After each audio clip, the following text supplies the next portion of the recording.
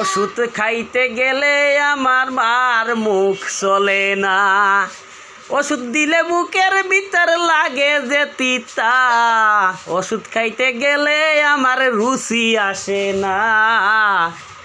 Subscribe করবেন, সবাই আমাদের পাশে থাকবেন, সাপোর্ট করবেন, আমাদের চ্যানেলটা সর্বোচ্চ শেয়ার করে দিবেন এই ভিডিওটা, সবাই পাশে থাকবেন। ঈদ মুবারক।